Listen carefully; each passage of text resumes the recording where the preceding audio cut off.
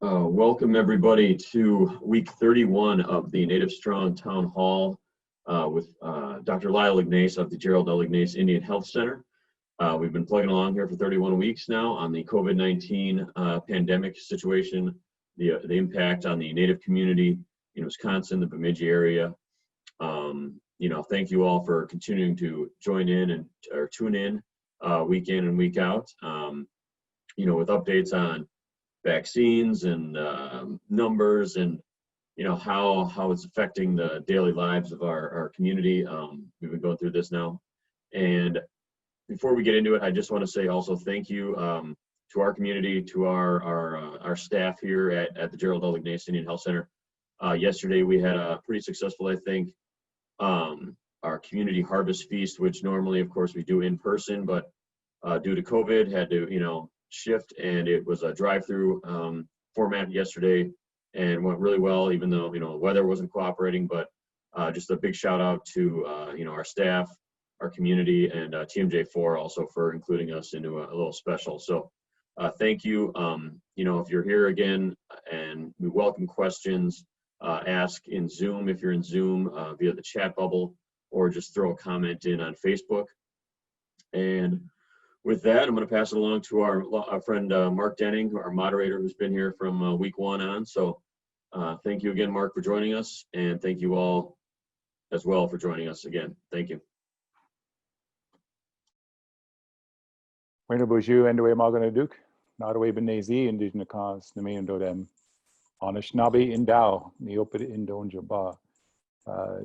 Hello, relatives, and yeah, we are entering an interesting time for our Thanksgiving time together, and hopefully we're keeping those footprints small, meaning that we're staying home, we're staying with our families that are in our homes. And for those of you traveling, please take all the precautions you need to be taking, and we'll be talking about those. And thanks to the Gerald L. Ignace Health Center for sharing a Thanksgiving meal, as had been done years ago by our good friend Squanto. We learned about him when we were kids. He's out there sharing meals with Dutch and English separatists who came to be known as pilgrims over 100 years later. They weren't called that at the time. But certainly, I think a lesson is apropos for what we're talking about here, and that is Thanksgiving. Both cultures that met at that time and on those shores of the Wampanoag people had ceremonies and would daily, monthly, yearly give their thanks for all that is done. It was just later on that we came to be a national day of recognition during the Civil War at the behest of the 18th century Mark Zuckerberg, Sarah Hale. I'd encourage you to read about that. Please, everybody, take a look at the chat box. As you look at your screen, move your cursor around, if you might, the little arrow on mine. At the bottom, you'll see a chat bubble, and it's there that you can ask questions, especially now. And you can ask them at any time, and we will get to those questions. Just push that little, with your cursor, bump that, and then you can write your question in the screen, and we will get to it. So again, 31 weeks together in trying to do something in staying safe. And there are a lot of challenges out there, and glad you're here. And please be asking questions for the folks that can't be with us. We know that the few that do join us live, that's awesome. Ask questions for the folks that aren't here, because we get over 500 folks that check us out after we do the original program. So without further ado, we're gonna go up to, on my screen above me is Dr. Lyle Ignace, and he's going to be talking about the statistics, the health challenges, and the things we need to be knowing going into these next few days of break. So Dr. Ignace, going over to you, and welcome everyone. And we'll be speaking to you very shortly and very soon. Thank you. Thanks, Mark, and thanks, Jeremiah. Welcome back. Week 31, and I know this is the day before the holiday, and for most people, their holiday weekend starts today. And so I wanted to keep with our a weekly Native Strong town hall and at least give you information going into the weekend. And then this will be a bit abbreviated. So I want to leave at least more time for individuals who want to ask questions going into the weekend, what this actually may look like. So quickly, just an update where we are with the Operation Warp Speed. You know, we're currently have Pfizer is up to the plate, and they've actually submitted their application to the FDA. It's in the FDA's hands now, and they're going through their process of assessing, evaluating, and determining whether or not Pfizer's vaccine will be granted emergency use authorization and distribution. Moderna, they made their announcement last week, and they've come out with a 94.5% effectiveness. They will also be submitting their application for emergency use authorization. They have not given a date. I anticipate it'll probably be after Thanksgiving weekend. We also heard about AstraZeneca out of the UK, partnership with University of Oxford. They have a vaccine that is just as effective. They tout it as being 90% effective. And something that's going to be coming out probably in the next 2 to 3 weeks is Johnson & Johnson and Merck. They'll be coming out with their announcement pretty soon. Novavax, Sanofi, they're still in their trials, and I anticipate that they'll probably make an announcement after the first of the year. So 3 for sure, probably very soon, and have 5. And then by the end of the year, first of the year, we'll have probably all 8 companies making their announcements with their vaccine. So things are moving quite fast. And looking at once this approval occurs, we are looking at several phases. Phase 1A, 1B, 1A going to high-risk essential healthcare facilities and first responders. That's going to be the priority.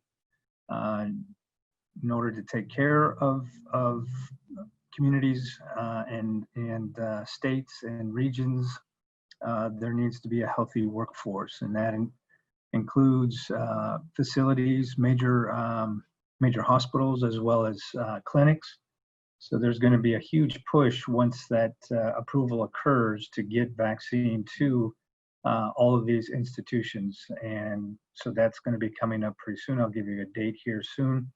On phase 1B will also almost simultaneously occur going to high-risk individuals. And we know this to be primarily individuals in nursing homes, long-term care facilities, and individuals 65 and older or have chronic care conditions that are quite serious. And then once we're able to get through phase 1, phase 2 will occur, and that will most likely come after the holidays, probably as early as February, to start from getting vaccines out to the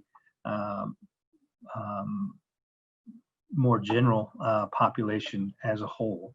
And then obviously phase 4 would be the continuation and maintenance of vaccines for all individuals, including individuals who did not get a vaccine early on but wish to at a later date. So 3 main phases, and it's coming quite quickly. One of the things that people are asking about, what are the side effects? And so right now, Pfizer is saying that they have had no serious adverse reactions at the time of injection, at day 30, and at day 60. So there's been no indication of any severe or serious adverse events occurring. Most of us have had vaccines, just like the flu shot. this year, much like as this Pfizer vaccine is being touted, you may get some localized where the site injection, you may get some soreness. You may also get some mild body aches and maybe even a low-grade temp for 24 hours. People can usually take a Tylenol or an ibuprofen for that, and usually will cover any of the side effects that's being described right now. So by the looks of this, it would be very similar to what people would get when they get the flu vaccine. So just so you know, the vaccine itself from Pfizer is not a live virus. So they're not injecting, inoculating people with the virus itself. So there's no way that you could get coronavirus through the vaccine. What the vaccine is and how it's built on, and I'm sure everyone has seen pictures of the coronavirus. So you, the coronavirus and the little knobs that stick out from the ball, these are called spike proteins on the outer capsule of the virus. The vaccine has been created to develop the spike protein. So when injected into the body sees that's only the spike protein and develops an immune response and develops the antibodies to target the coronavirus. So you're not being injected with the virus at all. It is the spike protein. The protein injected is for the body to develop an immune response. So there's no risk of getting coronavirus by the vaccine itself. So that is a good thing, and it should be quite effective, 95%. And with Moderna not too far behind, and AstraZeneca, there will be a huge, many millions of doses will become almost immediately available for distribution. As I mentioned, individuals who are at high risks. So this would be those phase 1B individuals. So anybody over the age of 65, people who live in nursing homes, long-term care facilities, people with underlying lung disease, COPD, people who require oxygen, moderate to severe asthma, serious heart conditions. This could range anywhere from having high blood pressure to people on, who've had valve replacements, individuals who've had coronary artery disease, heart attacks, congestive heart failure, individuals who are immunocompromised, either through medication or through cancer treatment, transplant therapy, and individuals who, hold on a second, I don't want to lose you.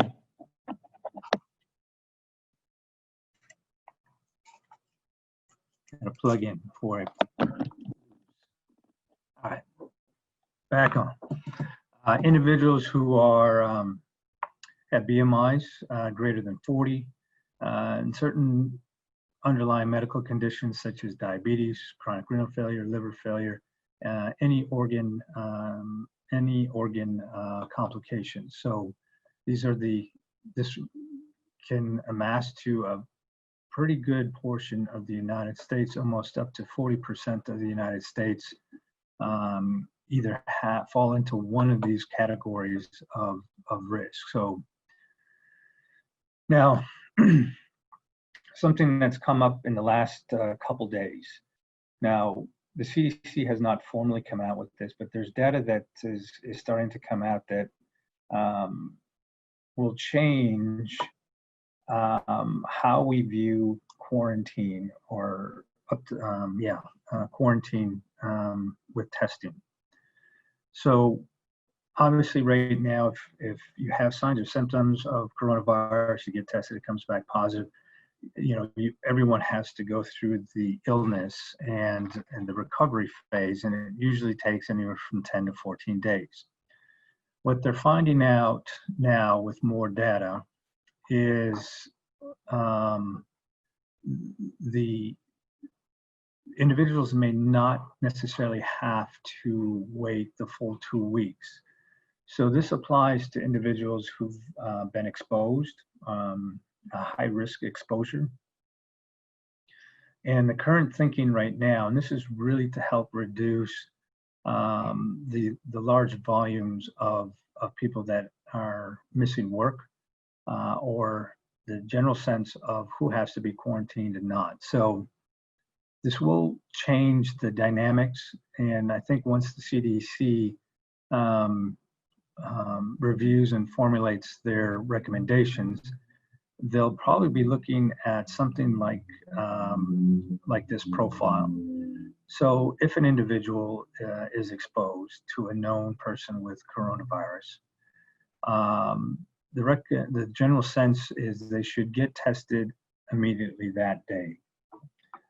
So that's what they call 0-day exposure. So once it's known that you've been exposed, you should get a test. And with that test comes self-quarantining and masking. And you stay in that quarantine for 6 days.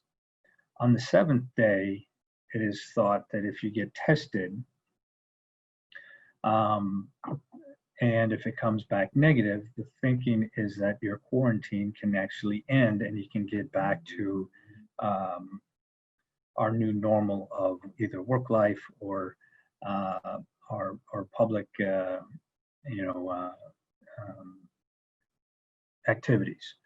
Now, the reason why the high risk exposure to waiting on testing right away and then waiting 7 days and getting tested then is that if you're going to get, if you're going to contract the coronavirus from that high risk exposure, that within 3 to 5 days, your risk is dramatically goes up and you will develop COVID. On day 7, we'll certainly have a very high probability that if you are positive, that you will test positive on day 7. So that's the general sense. And now the CDC is going to come out. I know Emory University has come out with this study. So they're going to be looking at this information, and there may be some new guidelines that will be coming out when it comes to quarantining and high-risk exposure individuals. This may help reduce and limit people having to quarantine for 14 days and then get tested. So this could actually be very beneficial to everyone as a whole. Now, I saw this as kind of interesting that when we talk about testing, we hear that there's such long waits. People, get tested, and it takes so long for the information to return. Interesting enough, if we look, and this is out of Dynata, and what this looks at is the turnaround for states of their test results. Now, this is a survey. It's not, each testing center reporting this out. This is individuals surveyed to say how long did it take you to get your test results back. And if you look at it closely, Wisconsin is the only state in the country that actually has the turnaround less than 2 days. And that's generally been our experience here when we test individuals. We tend to get the results back within 36 hours. So we've been really effective in testing and our turnaround. But when you start looking throughout the country, you see that not all states are the same. A lot of the upper Midwest, southern states, Great Plains area, 2 to 3 days.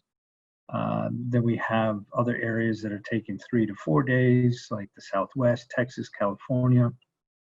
And then Florida and Vermont tend to be 4+ days. Now, I don't know why Vermont, their population isn't that big unless they're sending these tests out to neighboring states for completions. But obviously with Florida, it's one of the highest populated states in the country. High volumes of tests being done. I'm sure there's a continuous backlog. It's not as if they're working Monday through Friday. They're working 7 days a week, maybe even 24 hours rotations. And so just given the sheer volume of testing that's being done, I'm sure there is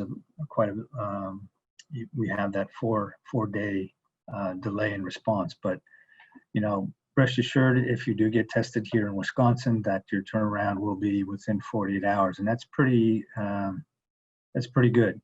It's better than most states overall. Now, just to get an update as to where we are right now, worldwide, over 60 million cases, fatalities 1.4 million worldwide. Here in the United States, 2.5 million cases. We've completed 183 million tests. That's almost half of the US population.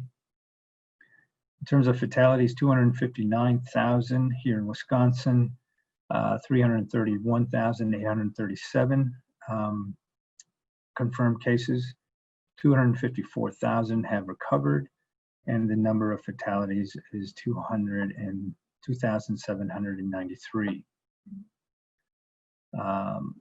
Looking at the Indian Health Service, the Indian Health System as a whole, we have 12 areas, 573 federally recognized tribes, 5.6 million estimated natives reside in the United States. Nearly half utilize the Indian Health System for all of their care.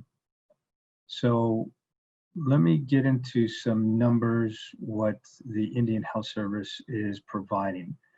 Now, typically we have our discussions on Thursdays, but these are numbers based on the last 6 days and not a full 7 days. So when we look at all the areas and the number of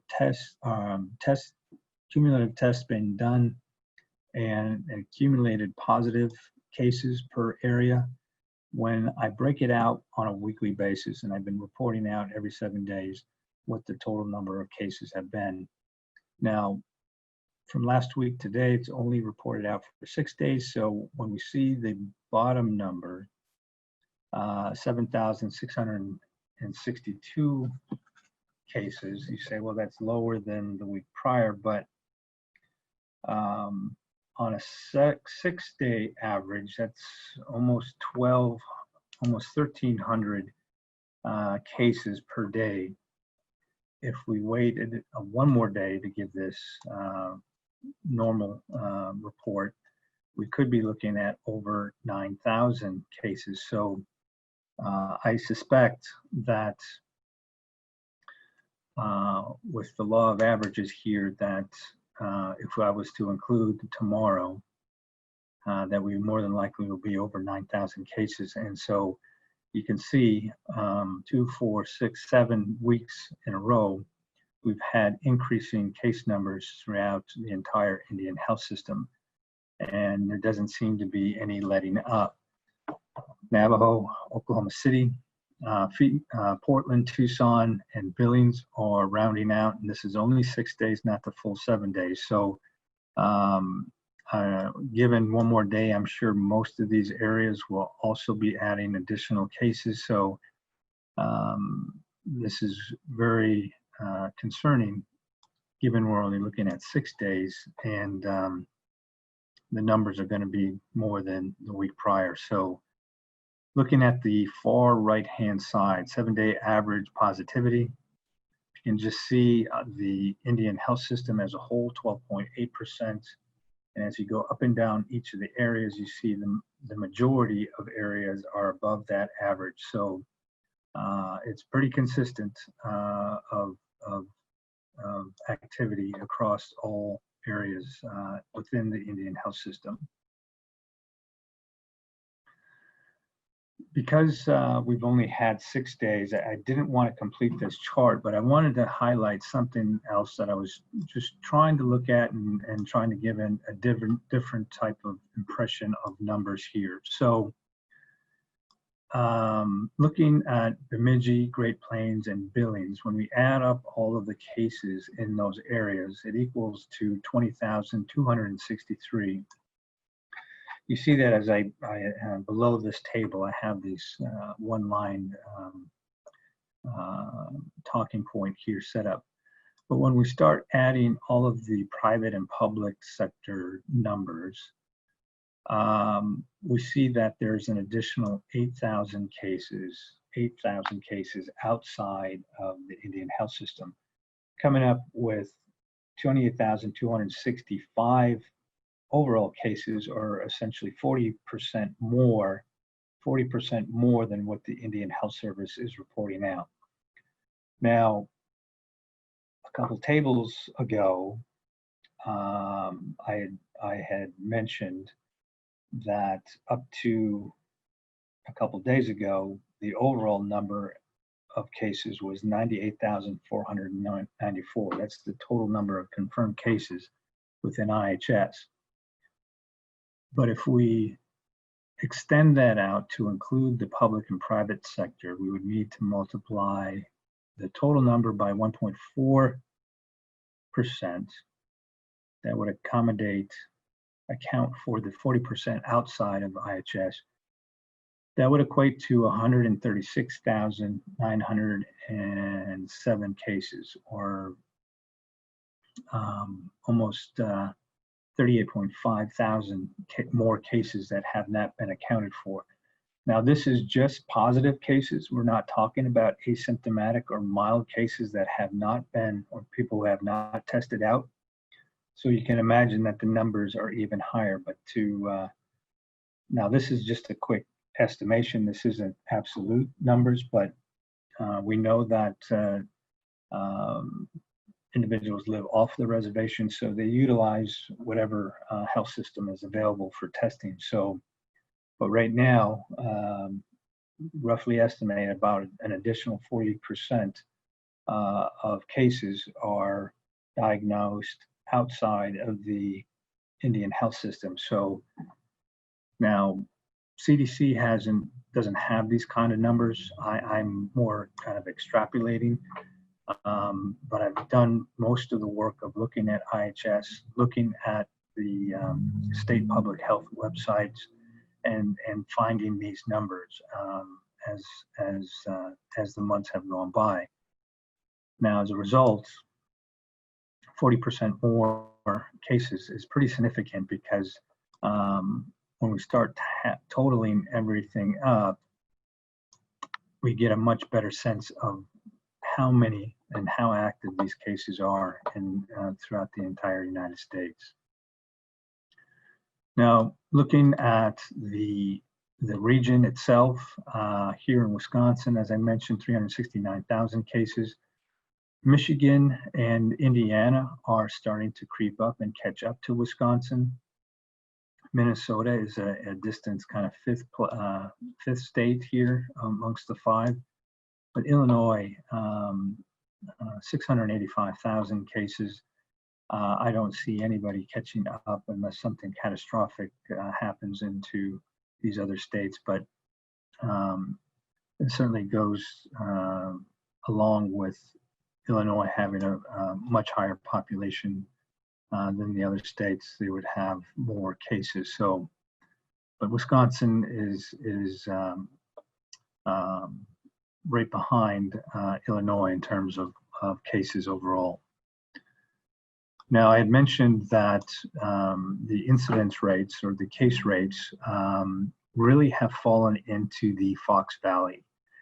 And these were where the highest rates of cases are going on in the state. Fox Valley here you see highlighted in the darker blue. And this really directly impacts Stockbridge, Menominee, Oneida, Saucoggan, and Forest County, Pottawatomie. That really hasn't changed. But one of the trends that I've seen is that the incidence rates are now starting to increase more into the north central part of the state and the western part. And Ho-Chunk may closely be highlighted dark blue here pretty soon, given the trends that I'm seeing. So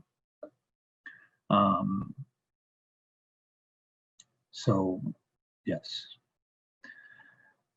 Just to broaden the scope here, looking at the entire United States.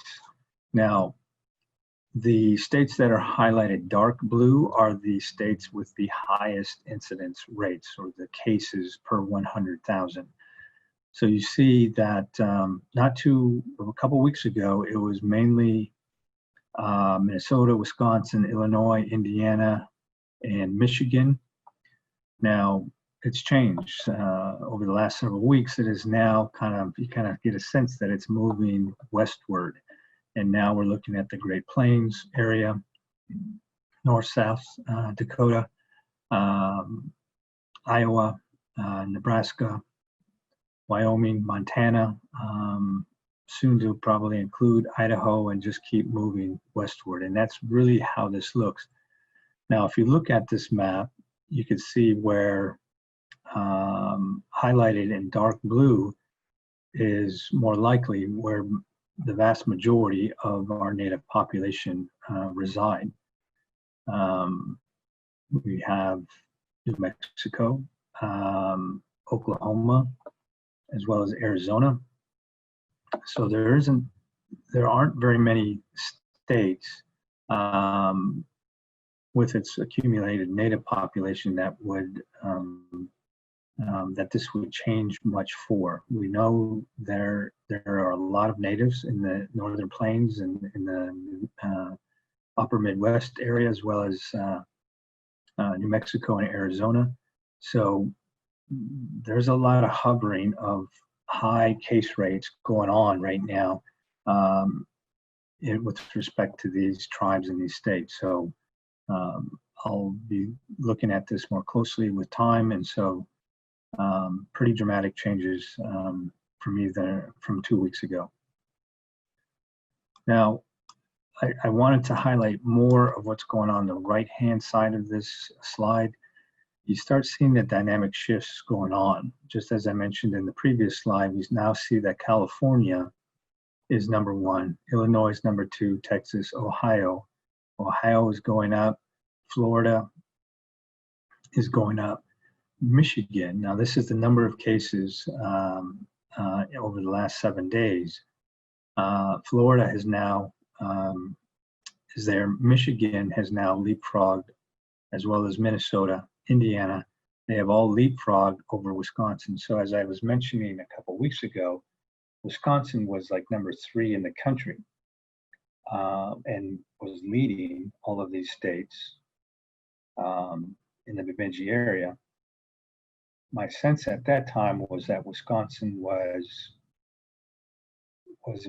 a hot zone, and that we were outpacing everyone. And there are certainly indications now that we've plateaued, and we actually may be on a downward swing here in terms of cases. And now Michigan, Minnesota, Indiana are all now kind of catching up to where we were 3 weeks ago. So this could be more of the beginning of these other states. While we're going down, they're starting to go up now. So that's what I'm seeing in all of the numbers that I get. Here in Wisconsin, 4,798 native cases, 527 new from the week prior. The most dramatic change that has occurred is the number of fatalities that have occurred in the past 7 days. 12. There's been 12 new fatalities, and this is the most, not only the most cases, but also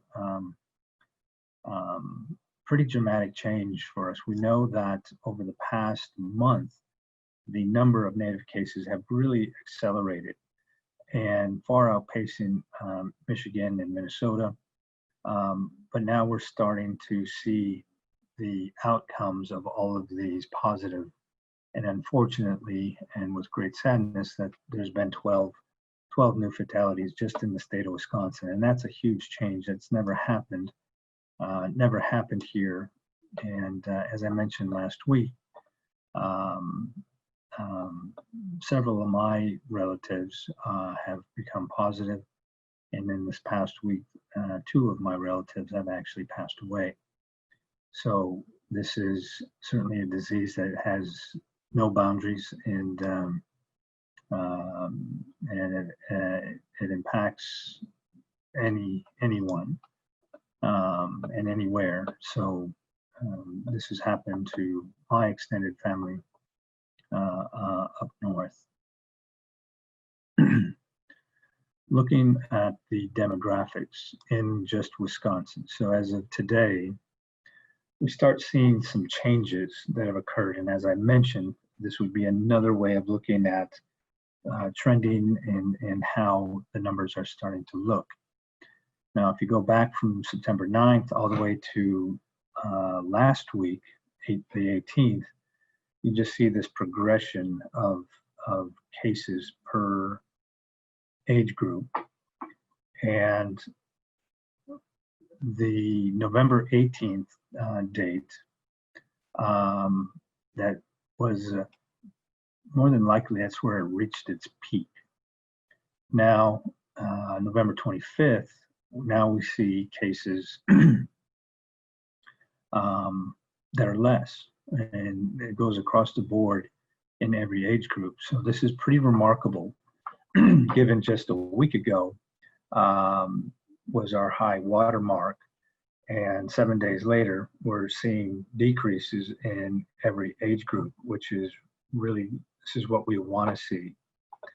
I don't think anything more dramatic has necessarily occurred over this past week, other than maybe a greater awareness and maybe more staying more vigilant to what each and all of us are supposed to do. But those numbers, the numbers for this past 7 days have remarkably have started to decrease. Now, here's the 7-day average for Wisconsin. And as you can look at the dark blue highlighted line, is that given, and this is as of today, these are today's numbers, so this is also included. What we're seeing is a definite decrease. It is a trend. It is a trend that's been going on for at least 5 days now. Now, you see at the very point here, I believe that was last week, Wednesday, nearly 8,000 cases. Since then, we've had numbers far less, and it's decreasing every day. So this is good news. I had a sense that maybe last week, around this time, that we may be plateauing, and since last week, the numbers have become less and less. Not as if we're not testing, we are. And so with that, we're definitely seeing, we're seeing that the numbers are decreasing, which is great news. In particular, that since we're going into Thanksgiving weekend, that things are trending downwards. Now, I'm not saying what we should, feel free to do about whatever we want. No, what I am saying is for us to get down where we were back in July, we still need to do everything we possibly can to assure that these numbers continue to go down, and we continue to see this trend, especially as we go into the more winter months here. We want to see this number go down even more. So kind of tale of two stories here. We hear the national news, cases, more and more cases everywhere. Now, And when we look at Wisconsin, you say, well, are we necessarily part of that group? And I would say no.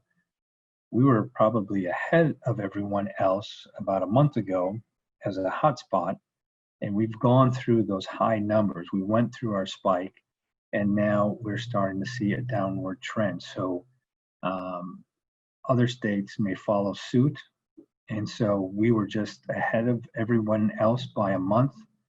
So they may still be going through their high rise of cases, and maybe in another week or two, they actually may start seeing their peak, and all of us will start going downwards.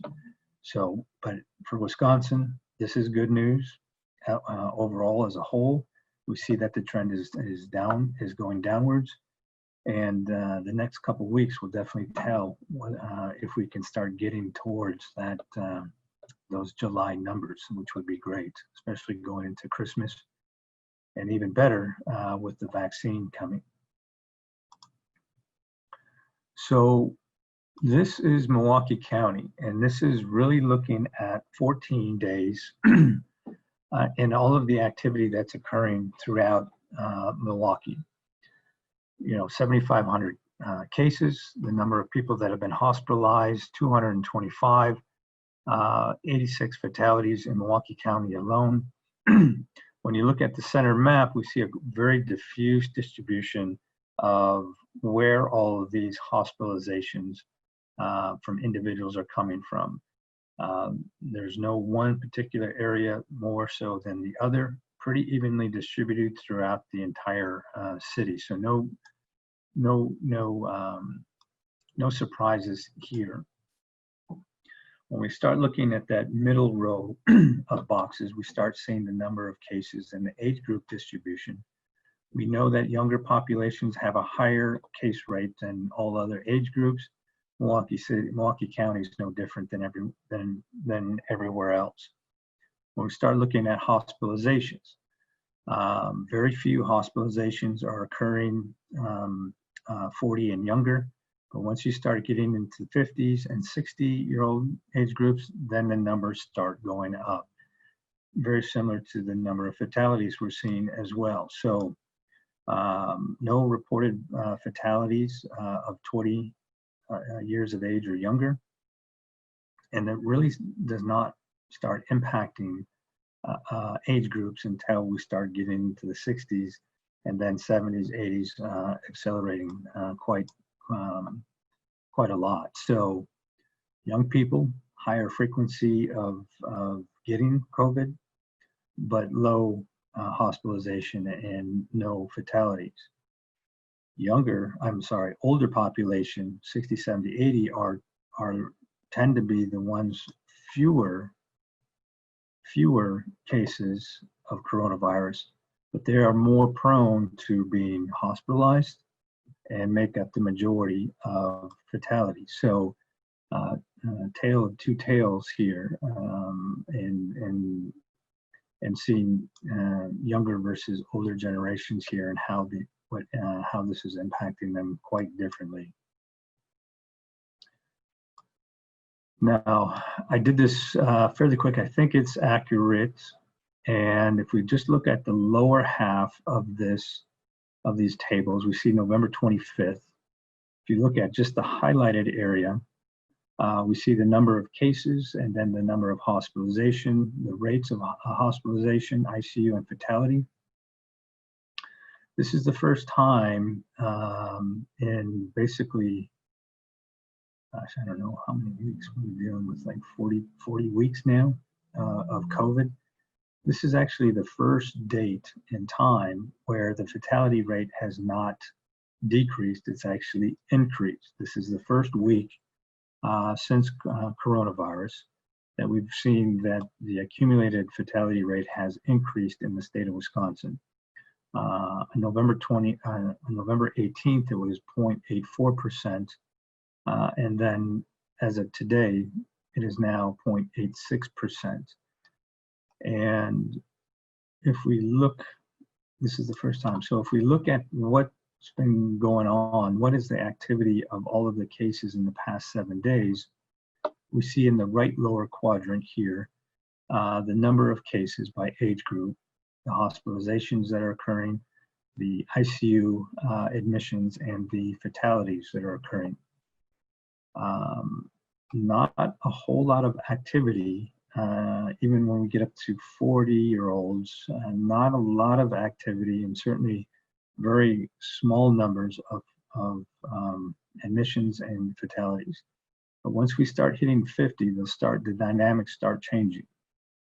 There's fewer people are getting coronavirus, but they're making up more of hospitalizations, more of the ICU, and definitely more of the fatalities. So as I mentioned on the previous slide, younger population make up a vast majority of the cases, but do not require hospitalization, rarely go to the ICU, and even rarer causes of deaths. Different story once we start getting into the older age groups. Even though they make up fewer confirmed cases of COVID, they're making up the majority of hospitalizations into the ICU and the vast majority of fatalities. So the vaccines, once approved, they can't come fast enough. We are that close to making a difference. And with Pfizer, now a couple of dates that are going to be important here. So on December 10th, the FDA is holding a meeting, and the consensus is that the FDA will make a decision on December 10th whether or not to give Pfizer the emergency use authorization. If that occurs on Thursday, December 10th, then within 24 hours, a couple million doses could be available for immediate distribution throughout the country. It's been estimated maybe as many as 1 to 2 million doses can get out within the first 24 hours. And if that's the case, we could be looking at first dose inoculation starting either December 11th or Saturday, December 12th, and the campaign for vaccines will definitely be on.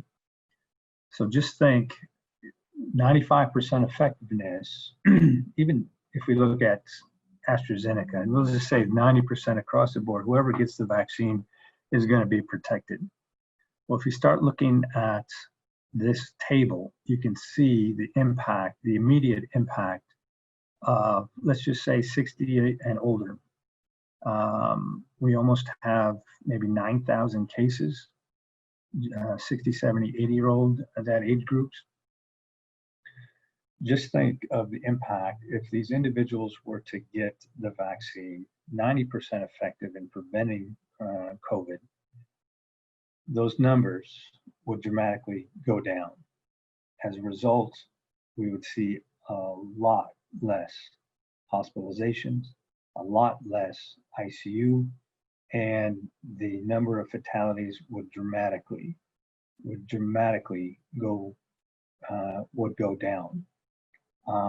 That would be the immediate impact that we could see from day one within 2 weeks. So if we say December 11th, 14 days, by Christmas,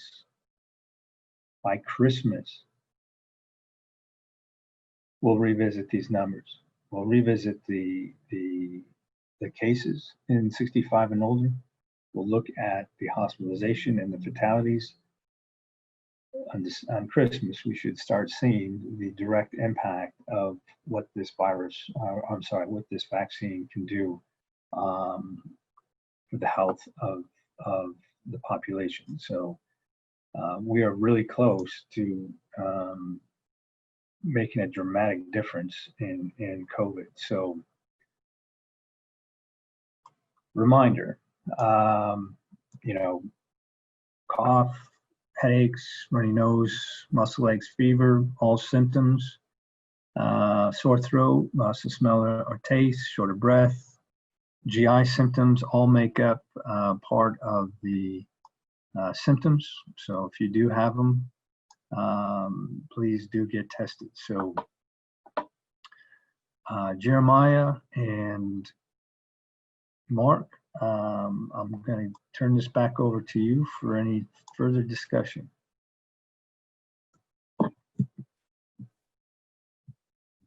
So, Dr. Ignace, we're going to go to a couple of questions that I got in between our programs, abbreviated version. One is, I think people are understanding, especially north of us, Menominee, Forest County, that being in a Thanksgiving sort of mode where folks are home and staying with people in their home, they're understanding that. And that next day, there's a desire to go out and go shopping, to do, I think they call it Black Friday. They want to get in a line. They're going to be hitting the major stores where the door first opens and people rush in. I know the stores are trying to avoid that, but they're also pressing pretty hard with their ads. So let's say somebody does their stay-at-home Thanksgiving in good shape. Black Friday rolls around. They're in line before 6 p.m. and now they're going to go in the store with a bunch of people running about. So a couple things on that. One is understanding you probably don't want them to go out there shopping, but they are going to do it because of those deals, especially for marginalized communities like ours don't have a lot of money. Sometimes that's the difference between a gift and getting something else maybe that isn't quite as nice, but somebody's going to go out there shopping. If you walk us through, hey, this is what I need you to be doing when you're leaving your house to make sure what you have, make sure when you're leaving your car, this is what you're doing, and then going into that store, what are you doing? And then coming back out, and then coming home, what are they doing? Because just because this stuff is coming down the answer, the answer, hopefully, it doesn't mean that's happening right now for people. So what's your advice on that Black Friday stuff? Yeah, so the shopping, that's going to be pretty big. A lot of people do it. And, you know, early bird gets the worm kind of thing. So the best advice I could give you is we all know this. We all need to wear masks. If you have hand sanitizer, certainly bring it with you. Start off your shopping with a fresh, clean mask. Hand sanitize, of course. And maybe you're going by yourself rather than bringing a big cohort of people along with you. Maybe this is quick shop. Know what you want to get it, and you're gone. You're out, and so there may be a lot of pre-planning on the store that you go to. Now, wearing a mask. One of the just as a quick reminder, when you use a mask, when you put a mask on, so this would be my mask, and I tell everyone I usually bend the nose bridge a little bit before I put it on. That just makes it easier, and when you put it on, just make sure you have a good seal around your bridge, over the cheeks, over both sides of your cheeks. And when you breathe, and when you know you have a good seal around your face to your mask, when you breathe in and out, you should see your mask expand and contract, go in and out with your breath. That's when you know you have a good seal around your entire face. So when I breathe, I should be able to see that this mask moves with my breath. I know I have a really good seal if that is the case. Now, I know the CDC's, basically, risk of exposure, masks, wearing masks, everyone wears masks, not only prevents any spread, but also for you to contract the virus. So mask, obviously, we know it's important now. Even in big shopping centers, again, if you can minimize the amount of time that you're in a store, this may require a lot of pre-planning and knowing what you want to get and doing a little research and studying and how much it's going to cost, and wearing that mask. Make sure it's a tight fit so when you breathe in and out, you can see part of that mask move, knowing that you have a good seal.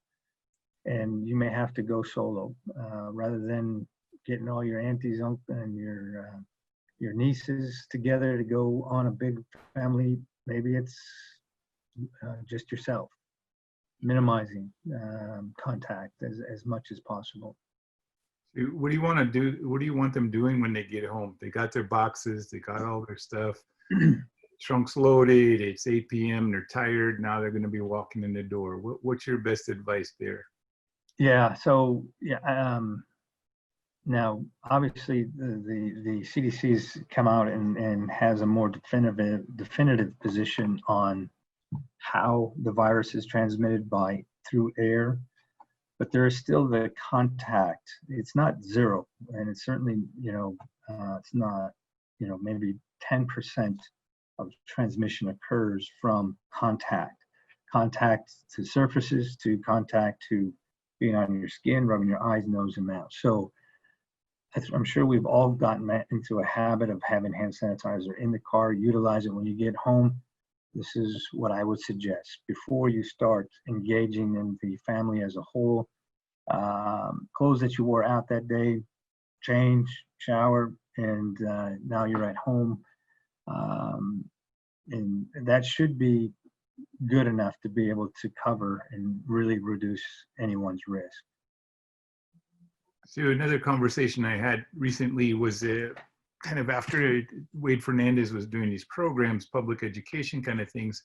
One of the comments I got was, of course, a Native person saying, hey, I don't trust the government. Why should, 377 treaties, man, they broke them all, So I get the social liberation speech, and then I get and you know what? On top of that, Mark, and the finger comes out. So, here we go.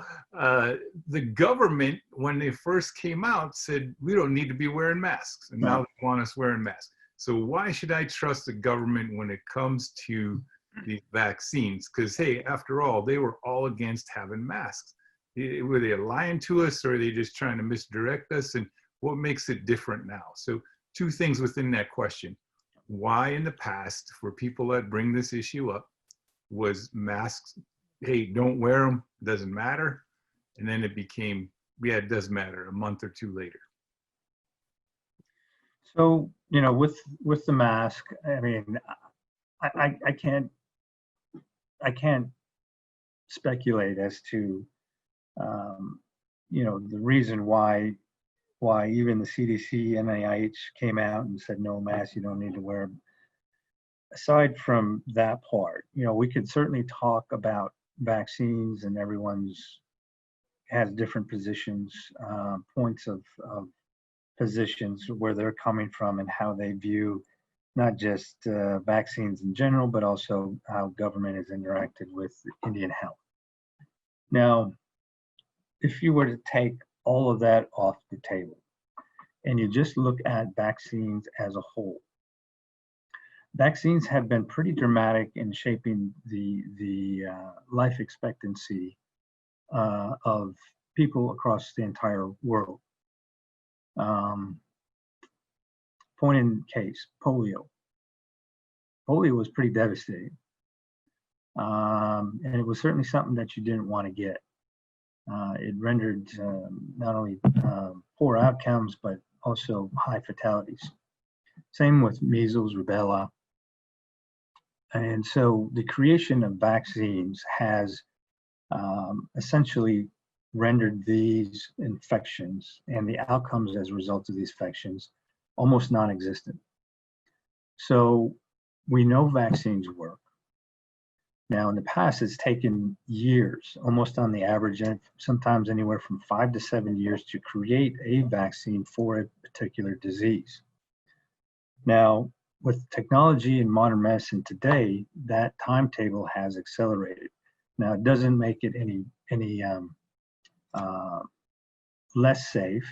We have supercomputers now. We have the genetic genome. Now you can map it out in a day with supercomputers. We've never been able to do that. Even like 20, 30 years ago, it would take years to figure out genetic codes for diseases of viruses. Completely different now. Now we have the capability of doing it within matters of days, if not within a day. And so that changes everything, and it shortens the time frame of not only identifying and genetically knowing how viruses are made up, but it then allows you to develop your models and your thesis and your hypotheses on how to combat and create these vaccines. That has been shortened by years, maybe even 3 or 4 years, and to now, at least now, it's probably been shortened to maybe 3 or 4 weeks. So I wouldn't so much be concerned about the timing, how short it has taken to create the vaccine, because at the end of the day, when vaccines are created, you always have to go through a phase 3 clinical trial. It's this phase 3 clinical trial and all of the enrolled volunteers and all of the testing and the outcome and collecting all this data that's going to give you the answer whether or not a vaccine is safe and effective. And that's what we're getting now with Pfizer, Moderna, AstraZeneca. We're going to get that with Johnson & Johnson, Merck, Novavax, and Sanofi. They're all going to have to show their safety profiles and their efficacy on their vaccine. So that part hasn't changed, and that has always been the end product of years of knowledge and experience and building up to this phase trial. We've been able to shorten that.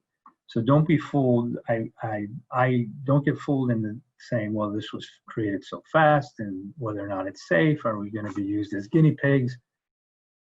Well, if you want to think of it in those terms, the guinea pigs have already been used. It's those enrolled volunteers. They were the guinea pigs. If the FDA comes out with its approval saying that, yeah, this is as effective as these biotech companies say, and they approve it, it'll be no different. The process will be no different than every other vaccine that's been created to date. And with that, I would not have any hesitation if it was offered that I would take the vaccine. It says a lecturer at the University of Wisconsin-Milwaukee who talks about this kind of stuff for Indigenous ears and families out there. I just want to add to what Dr. Ignace is saying is part of the things I share with my class is the experience of Native folks with disease. And it is worth some reflection, meaning that before the arrival of Columbus, there's some estimates of Native population in a number between 84 and 110 million. It goes back and forth in all kinds of different directions. But for sure, between 1520 and 1918, we had waves of pandemics, epidemics that swept through our community. And for sure, leaving a Native population of 350,000 by 1800. So what were they between 1520 and 1918? Now I'll list them out. And I'm sure there's some reactions from Dr. Ignace here on this one. And hear me out. This is an indigenous voice talking to Native people. Bubonic plague, we had 4 of those in our area. When it came to diphtheria, tuberculosis, cholera, and typhus, historians identified 25 separate episodes of each of those. Smallpox, 41 separate waves. Measles, 17 separate waves. Influenza, 10 separate waves. Viral hepatitis and chickenpox, so innumerable. They in the records not exactly replete on those, but enough that they can't put a number to it. So in any of those things that I talked about, I'd like indigenous minds and thoughts to be thinking about, have we had any of those epidemics and pandemics since 1918 or kind of going forward and decimating our population as it once had? And it was because of science. It was because of not just information from Western science, but also indigenous science that would look at some of our infections and say, a bit of what is infecting you and creating problems, if in a controlled way we can introduce that into that area, that's going to help you. So that was within indigenous knowledge. So all of this builds to this question. Dr. Ignace, just kind of native to native conversation, kind of street language. What exactly is a vaccine, as people are going to sit around a table and they're going to start throwing around conspiracy theories. I'm not doing this. I'm not doing that. Government can't tell me what to do. Someone needs to be a voice of reason at those tables and say, here, this is my understanding of what a vaccine is and what it does. Well, I mean, just quickly, you know, straight out, vaccines have been shown to save lives, prevent disease, and prevent poor outcomes. Things that you mentioned, hepatitis B. We have a vaccine to hepatitis B. We have vaccines to chickenpox now. We don't get outright chickenpox anymore. We do the vaccine that helps prevent people from getting that. You know, polio, measles, mumps, rubella. We have vaccines against pneumonia, influenza, shingles. You know, so without these, I don't think the world population would be at the level it is right now if it wasn't for vaccines. And so vaccines, without a doubt, from a point of science, modern science, absolutely can save lives. And so I certainly understand the historical development of epidemics and pandemics, how it's not only devastated world populations, but more specifically here, it's devastated indigenous populations, without a doubt. But with the evolution of science and time, that these vaccines aren't created in a vacuum. They're not created just to treat one population or the other. These are vaccines created for the benefit of the whole entire world, regardless of race or ethnicity. And so looking at what has been created to date, specifically to coronavirus,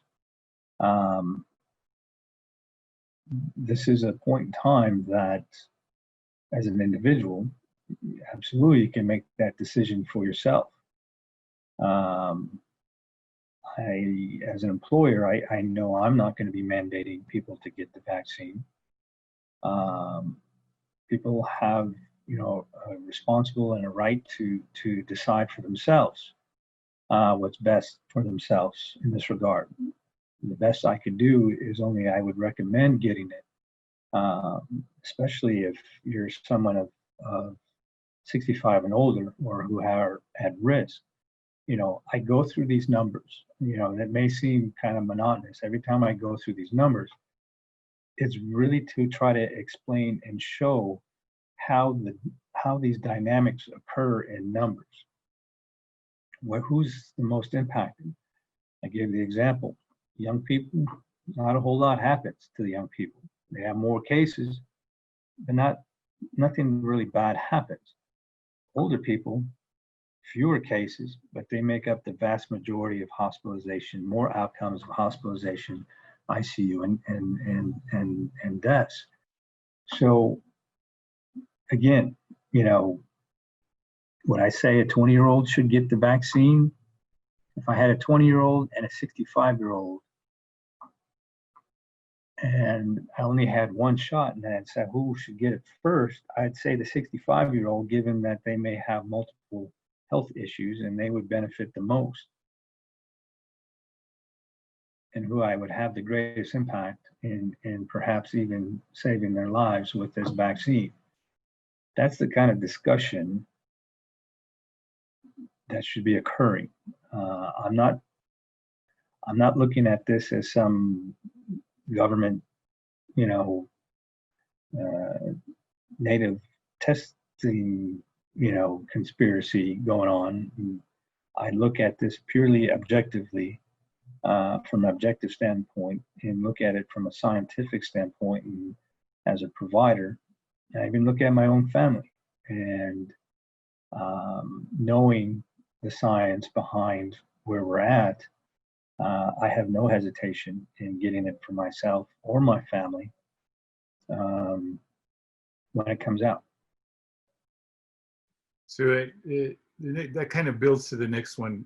Not only do we have Thanksgiving coming up, then we have the next holiday after that, Christmas. So we have that 65-year-old, younger grandparents, kind of older parents kind of deal, folks that might be approaching that risk factor area and saying, hey, Christmas, New Year's around the corner, man, I don't got to worry about it, because by January, if something happens to me, all I got to do is load my arm up and find myself someplace where there's a vaccine, and I'll be good.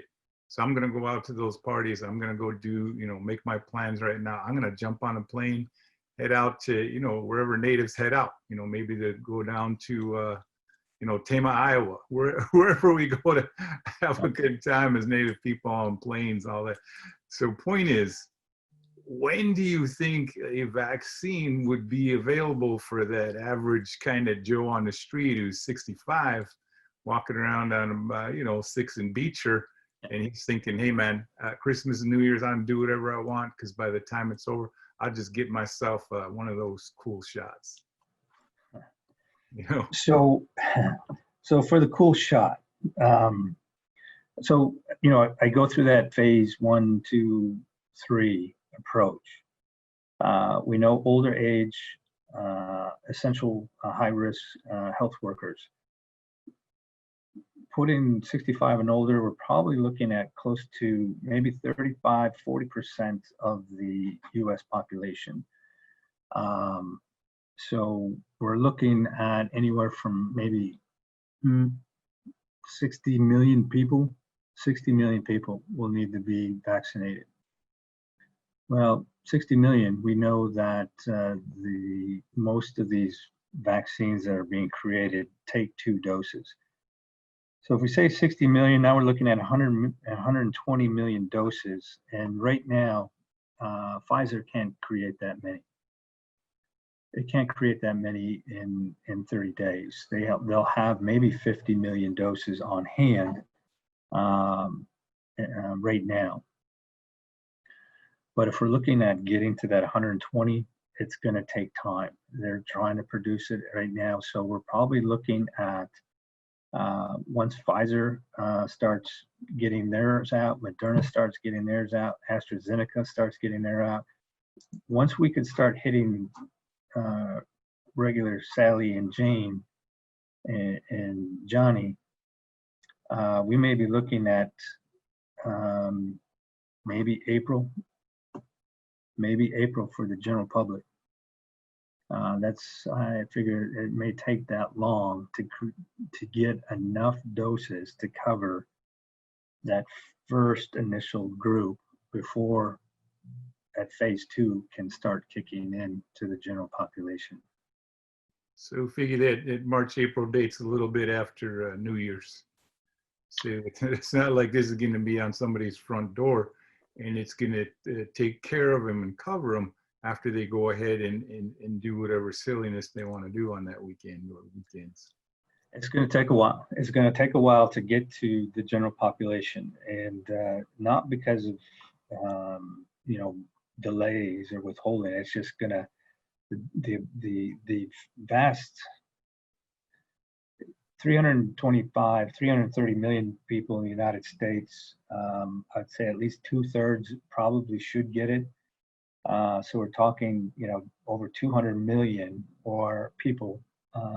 If they were going to get, we're looking at over 200 million. Each person requires 2 doses. So now we're talking about 400 million doses.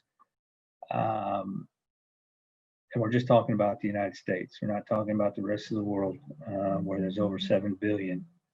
You can see it's going to take time. It's just going to take time for these biotech companies to create enough vaccines to cover even the general population. So that's why it's going to take probably till April before, as a whole, the general population can start seeing the vaccine for everyone.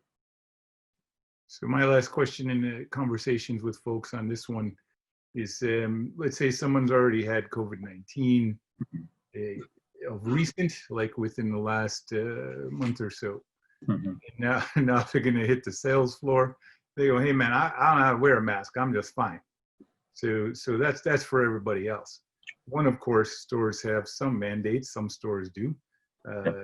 But the other point is, when we're looking at someone like that and they're not wearing a mask, we're thinking it's a political statement. Or it could be, did that person have COVID? And is that person a threat to me and my family?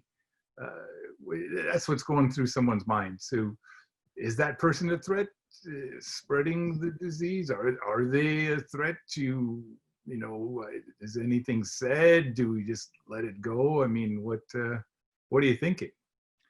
Well, it could still be a statement.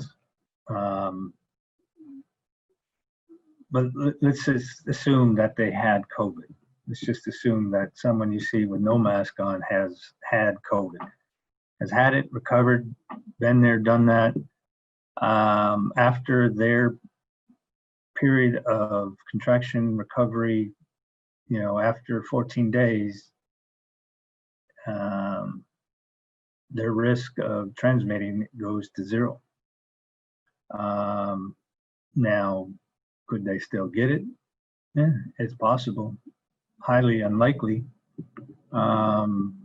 because we know immunity from COVID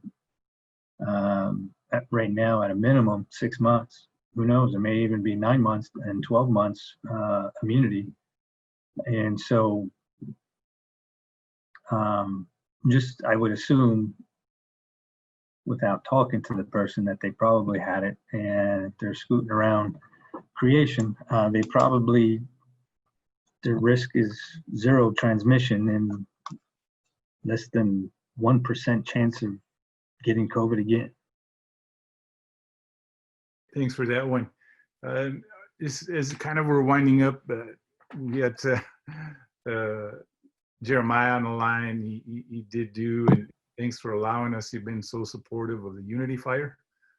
We got just a couple screens on this one. In the first one, I think, is going to be the Unity Fire example itself.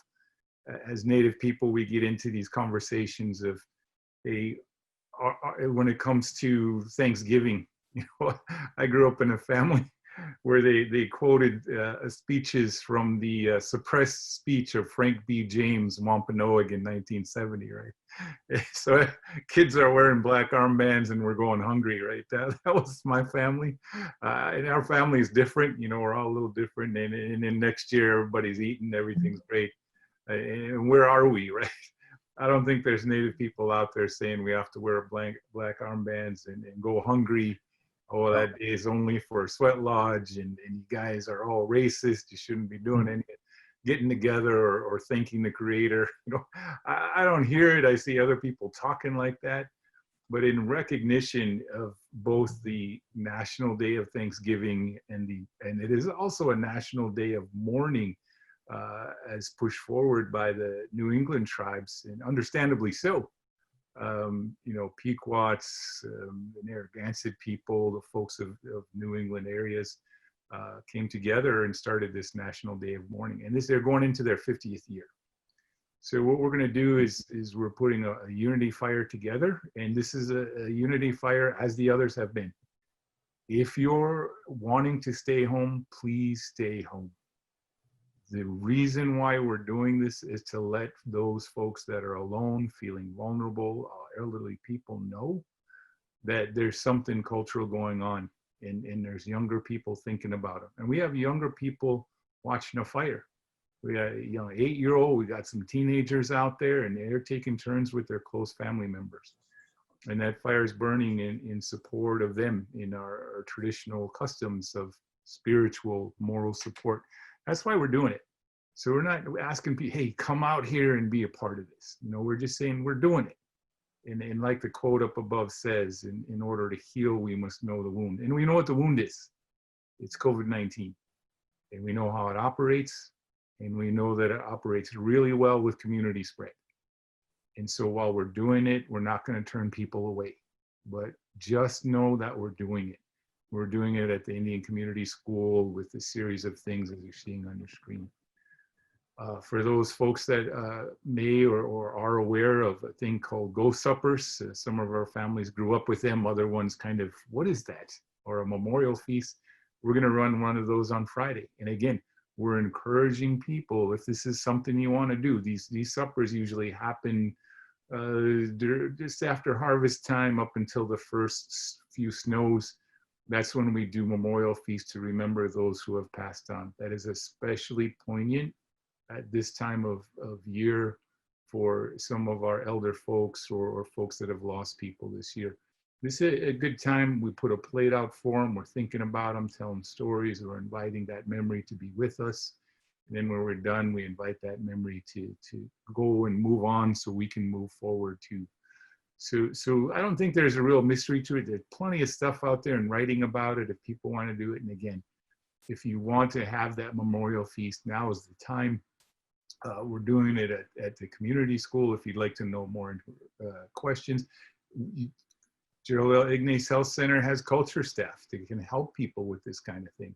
That's something they want to do. It helps mental health. It helps them deal with mourning. We have ways to do that, and that's what we're doing on Friday. And again, if you're preparing those meals with good thoughts, with love, and all the kindness in your heart of good memories, making that meal for that person, just little bits of it, and you share it with the members that are, as of today, in that immediate household. But that's what we're going to be doing Friday. And each day we're going to be doing something a little different. And again, we're not encouraging people, especially at this particular moment of COVID-19. Best practice, staying home. If you feel the absolute compelling need to be there, we will be there, but remember, we're going to be outside. None of this is happening inside. Wearing masks, social distance, and sanitizer we got from Gerald L. Ignace Health Center. All of that's going to be available. If you forget your mask, we got a mask for you. If you want gloves, we're going to have gloves. All of this provided by the center in support of our community. So I want to take a moment and say thanks to the Gerald L. Ignace Health Center and all the nonprofits out there in our Milwaukee community that have worked day after day after day since the science of COVID-19 came out, and have been speaking in one voice to keep this at bay for our elderly and fragile. I think we've been pretty successful. I think we've avoided some of the peaks and valleys. Unfortunately, we're hitting some of those peaks now with the rest of the population, but this could have been worse if not for the interventions of nonprofits and health centers like Indian Health stepping in front of this and saying, we need to get in front of this right now, because this could be something catastrophic for the elderly and fragile in our community. So with that, again, if you feel a compelling need to be around people, we're doing it safer out there at Indian Community School grounds. Just pull up to the front gate, there'll be a phone number, we'll have someone open a gate for you. But understand, we're outside, we're in the elements, and what we want you to do is take home the message. We're supporting you native to native, and just know that it's happening for the next 4 days and 4 nights. That's enough for us. But I'll leave that right there and turn this over to you, Dr. Ignace, for our last words for today before we hit into that Thanksgiving drive time or National Day of Mourning drive time, depending on the perspective, or maybe you got them both. But thank you, everybody. Have a good and safe holiday. Dr. Ignace, we'll turn this back over to you. And Jeremiah, if you had any questions or inputs, please. But that's it for me. Thanks for those words, Mark. So obviously, with the long weekend, we all want to be with our loved ones, our families, our relatives. It's just going to be a little different. It's going to look different. It's may feel different. the intent, the necessity to connect over this weekend won't be lost. And so I encourage everyone to maintain your patience and your vigilance, and don't get complacent. I know we all want to get to that end of the line here and be as free as and normal as we used to be. We're that close. We are literally at the doorway with the vaccines that are coming. So, but be patient and stay safe and maintain all of the health measures that you've been doing right now, and just be a little more patient. Just if you could be that more patient, we will get through this together. So so until next week, I encourage everyone to stay strong and stay safe.